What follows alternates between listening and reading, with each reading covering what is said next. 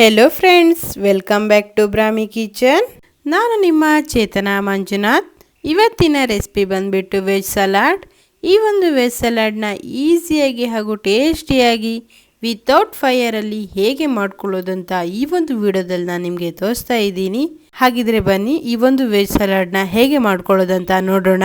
ಮೊದಲಿಗೆ ನಾನಿಲ್ಲಿ ಒಂದು ಕ್ಯಾರೆಟನ್ನು ಸಣ್ಣದಾಗಿ ಈ ರೀತಿಯಾಗಿ ಹೆಚ್ಚಿಟ್ಕೊಂಡಿದ್ದೇನೆ. ಹಾಗೆ ನಾನಿಲ್ಲಿ ಸ್ವಲ್ಪ ಕ್ಯಾಬೇಜನ್ನು ಕೂಡ ತಗೊಂಡಿದ್ದೇನೆ. ಹಾಗೆ ಒಂದು ಸಣ್ಣ ಕ್ಯಾಪ್ಸಿಕಮ್ನ ಈ ರೀತಿಯಾಗಿ ಪೀಸ್ ಮಾಡಿ ಇಟ್ಕೊಂಡಿದ್ದೇನೆ. ಹಾಗೆ ಒಂದು ಸೌತೆಕಾಯಿಯನ್ನು ಕೂಡ ಸಣ್ಣದಾಗಿ ಕಟ್ ಮಾಡಿ ನೋಡಿ ಇಲ್ಲಿ ಇಟ್ಕೊಂಡಿದ್ದೇನೆ. ಹಾಗೆ ನಾನಿಲ್ಲಿ ಒಂದು ಅರ್ಧ ಕಪ್ ಆಗುವಷ್ಟು ಜೋಳವನ್ನು ಬೇಯಿಸಿ ಇಟ್ಕೊಂಡಿದ್ದೇನೆ. ಹಾಗೆ ನಾನಿಲ್ಲಿ ಖಾರಕ್ಕೆ ಒಂದು ಹಸಿಮೆಣಸನ್ನು ಸಣ್ಣದಾಗಿ ಹೆಚ್ಚಿ ಇಟ್ಕೊಂಡಿದ್ದೇನೆ. ಹಾಗೆ ನಾನಿಲ್ಲಿ ಒಂದು ಕಪ್ ಆಗುವಷ್ಟು ಕಾಬೂಲ್ ಕಡಲೆಯನ್ನು ಬೇಯಿಸಿ ಇಟ್ಕೊಂಡಿದ್ದೇನೆ. ಈ ಒಂದು ಕಡಲೆಗೆ ನಾನಿಲ್ಲಿ ಉಪ್ಪು ಹಾಕಿಯೇ ಬೇಯಿಸ್ಕೊಂಡಿದ್ದೇನೆ. ಈ ಒಂದು ಸಲಾಡ್ನ ಮಿಕ್ಸಿಂಗ್ ಮಾಡ್ಕೊಳ್ತಾ ಇದ್ದೀನಿ. ನೋಡಿ, ನಾನಿಲ್ಲಿ ಒಂದು ಕಪ್ಗೆ ತಗೊಂಡಿರೋ ಕಾಬೂಲ್ ಕಡಲೆಯನ್ನು ಹಾಕೊಳ್ತಾ ಇದ್ದೀನಿ. ಹಾಗೆ ಇದಕ್ಕೆ ನಾನಿಲ್ಲಿ ಹೆಚ್ಚಿಟ್ಕೊಂಡ ಕ್ಯಾಬೇಜ್ ಹಾಗೆ ಕ್ಯಾರೆಟನ್ನು ಕೂಡ ಸೇರಿಸ್ಕೊಳ್ತಾ ಇದ್ದೀನಿ. ಈ ರೀತಿಯಾಗಿ ಸೇರಿಸ್ಕೊಂಡಾದ್ಮೇಲೆ ನಾನು ಇದಕ್ಕೆ ಸೌತೆಕಾಯಿಯನ್ನು ಸೇರಿಸ್ಕೊಳ್ತಾ ಇದ್ದೀನಿ. ನಂತರದಲ್ಲಿ ಇದಕ್ಕೆ ನಾನಿಲ್ಲಿ ಸ್ವೀಟ್ ಕಾರ್ನ್ ಕೂಡ ಹಾಕ್ಕೊಳ್ತಾ ಇದ್ದೀನಿ. ನೋಡಿ, ಇವಾಗ ಕ್ಯಾಪ್ಸಿಕಮ್ನು ಕೂಡ ಇದಕ್ಕೆ ಸೇರಿಸ್ಕೊಂಡು ಹಾಗೆ ಈ ರೀತಿಯಾಗಿ ಎಲ್ಲವನ್ನು ಸೇರಿಸ್ಕೊಂಡಾದ್ಮೇಲೆ ನಾನು ಇದಕ್ಕೆ ಸಣ್ಣದಾಗಿ ಹೆಚ್ಚಿಟ್ಕೊಂಡ ಹಸಿಮೆಣಸನ್ನು ಕೂಡ ಸೇರಿಸ್ಕೊಳ್ತಾ ಇದ್ದೀನಿ. ನೋಡಿ, ಈ ರೀತಿಯಾಗಿ ಸೇರಿಸ್ಕೊಂಡಿದ್ದಾದ್ಮೇಲೆ ನಾನು ಇದಕ್ಕೆ ಸ್ವಲ್ಪ ಒಂದು ಚಿಟಿಕೆ ಆಗುವಷ್ಟು ಉಪ್ಪನ್ನು ಕೂಡ ಸೇರಿಸ್ಕೊಳ್ತಾ ಇದ್ದೀನಿ, ರುಚಿಗೆ ತಕ್ಕಷ್ಟು. ಈ ರೀತಿಯಾಗಿ ಉಪ್ಪನ್ನು ಸೇರಿಸ್ಕೊಂಡಿದ್ದಾದ್ಮೇಲೆ ನಾನಿಲ್ಲಿ ಸಾಸಸ್ನ ಹಾಕ್ಕೊಳ್ತಾ ಇದ್ದೀನಿ. ನೋಡಿ, ನಾನಿಲ್ಲಿ ಡ್ರೆಸ್ಸಿಂಗ್ ಆಗಿ ಈ ಒಂದು ಸಾಸ್ನ ಯೂಸ್ ಮಾಡ್ತಾ ಇದ್ದೀನಿ. ನೀವು ಹಾಗೆ ಈ ಒಂದು ಸಾಸ್ ಇದ್ರೆ ಹಾಕೋಬಹುದು, ಇಲ್ಲ ಅಂದರೆ ಖಂಡಿತವಾಗಿ ನೀವು ಇದನ್ನ ಸ್ಕಿಪ್ ಮಾಡ್ಕೊಳ್ಳಿ.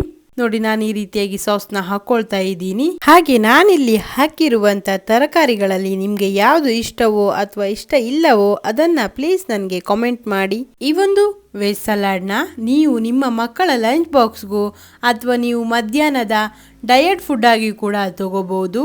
ನೋಡಿ, ನಾನಿಲ್ಲಿ ಸಾಸ್ ಹಾಕ್ಕೊಂಡಿದ್ದಾದ್ಮೇಲೆ ನಾನಿದಕ್ಕೆ ಒಂದು 1/4 ಟೀ ಸ್ಪೂನ್ ಆಗುವಷ್ಟು ಕರಿಮೆಣಸಿನ ಪುಡಿಯನ್ನು ಹಾಕ್ಕೊಳ್ತಾ ಇದ್ದೀನಿ. ನೋಡಿ, ಈ ರೀತಿಯಾಗಿ ಎಲ್ಲವನ್ನು ಹಾಕ್ಕೊಂಡಾದ್ಮೇಲೆ ಚೆನ್ನಾಗಿ ಮಿಕ್ಸ್ ಮಾಡ್ಕೋಬೇಕಾಗತ್ತೆ. ಈ ರೀತಿಯಾಗಿ ನೀವು ಈ ವೆಜ್ ಸಲಾಡ್ನ ಮಾಡಿಕೊಂಡು ತಿನ್ನೋದ್ರಿಂದ ಖಂಡಿತವಾಗಿ ನೀವು ವೆಯ್ಟ್ ಲಾಸ್ನ ಮಾಡ್ಕೋಬಹುದು. ನೋಡಿ, ಇದು ಎಷ್ಟು ಈಸಿಯಾಗಿ ಇದೆ ಹಾಗೂ ಟೇಸ್ಟಿಯಾಗಿದೆ. ಹಾಗೆ ಈ ಒಂದು ವೆಜಿಟೇಬಲ್ ಸಲಾಡ್ನ ನೀವು ಡಯಟ್ ಫುಡ್ ಆಗಿ ಕೂಡ ಯೂಸ್ ಮಾಡ್ಕೊಳ್ಬೋದು.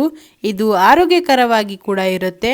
ಹಾಗೆ ದೇಹಕ್ಕೆ ಈ ಒಂದು ಹಸಿ ತರಕಾರಿನ ತಿನ್ನೋದ್ರಿಂದ ತುಂಬಾನೇ ಒಳ್ಳೆಯ ಪ್ರಯೋಜನಗಳು ಕೂಡ ಇರುತ್ತೆ. ಈ ಒಂದು ವೆಜ್ ಸಲಾಡ್ ನಿಮ್ಗೂ ಹಾಗೂ ನಿಮ್ಮ ಮನೆಯವರಿಗೂ ಮಕ್ಕಳಿಗೂ ತುಂಬಾನೇ ಇಷ್ಟವಾಗುತ್ತೆ. ಇದು ಅಷ್ಟೊಂದು ರುಚಿಯಾಗಿರುತ್ತೆ.